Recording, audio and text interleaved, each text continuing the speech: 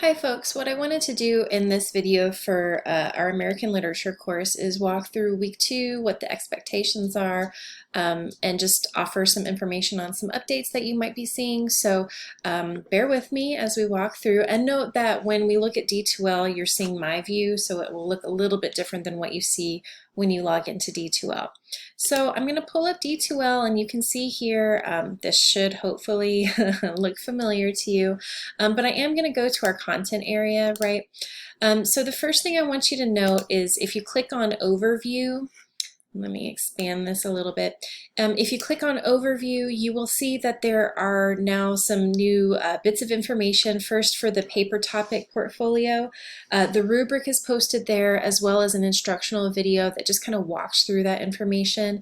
And the same is going to be true for the multimedia project. So the guidelines are posted as a document, and then there's a video that walks through some of that information.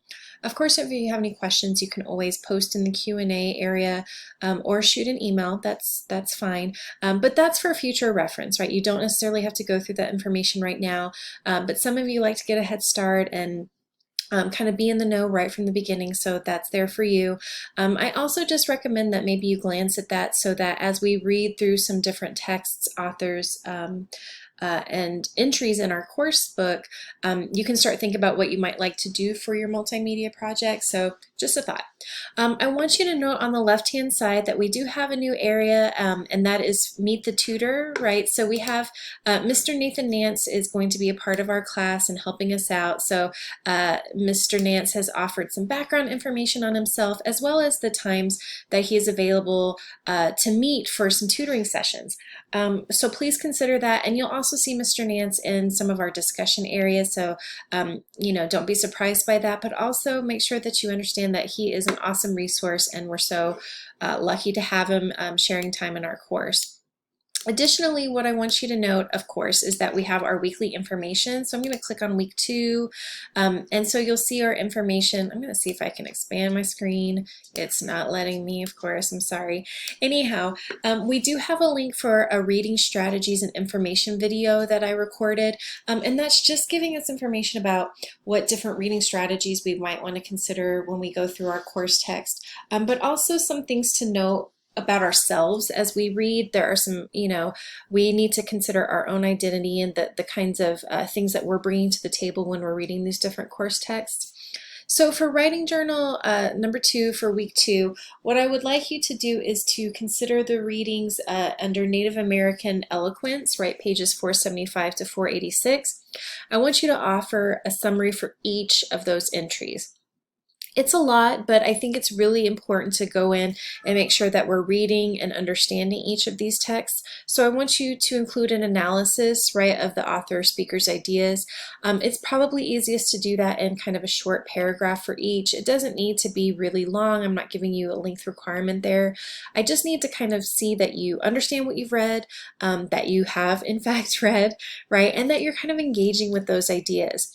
And I put here for analysis, I really want us to not be basing our ideas on opinions. So it's not a matter of, oh, I read this and I agree and it's great, or oh, I read this and I think it's stupid, right? That's not literary analysis, right?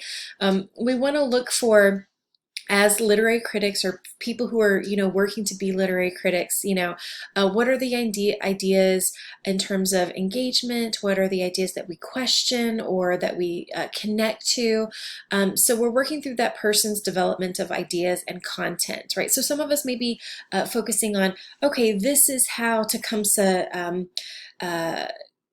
put ideas together in this very particular way, or these are ideas that are really related to this time period because, and you want to bring in the intro from our editors. Remember that we have the biographical and background information that's provided by our editors, so really consider some of that when we're thinking about analysis. Okay, I did put here that if you utilize short quotes or phrases from the authors, be sure to provide page numbers in parentheses, right, and follow MLA formatting guidelines.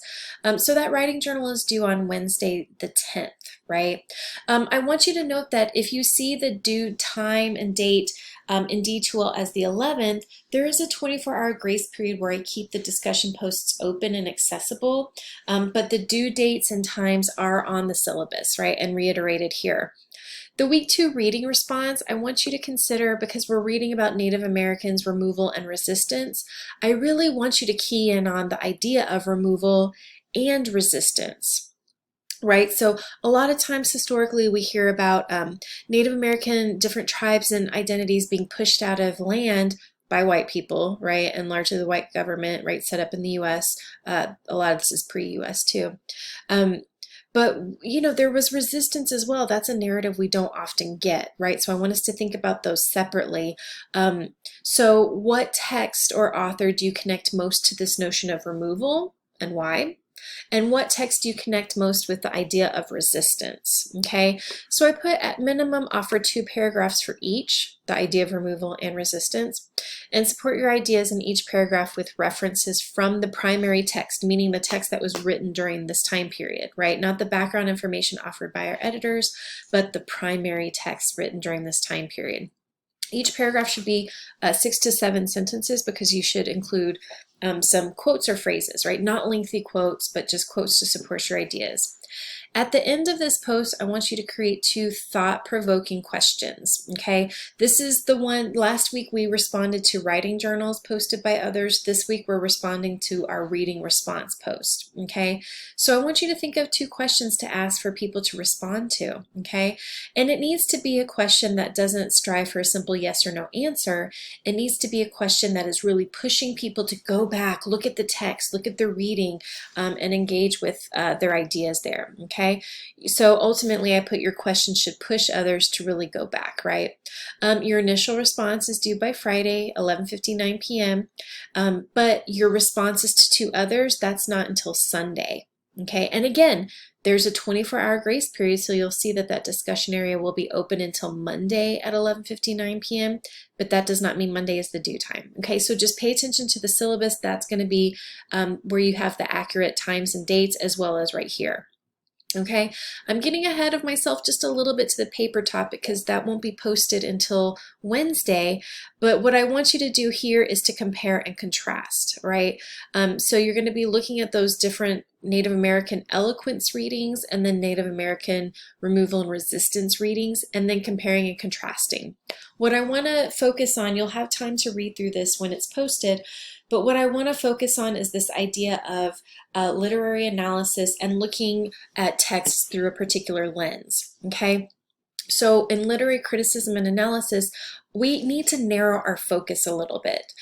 So instead of going, okay, I'm going to read this one post or this one text about eloquence, right, and this one post or this one text about removal, and I'm just going to compare and contrast everything, right?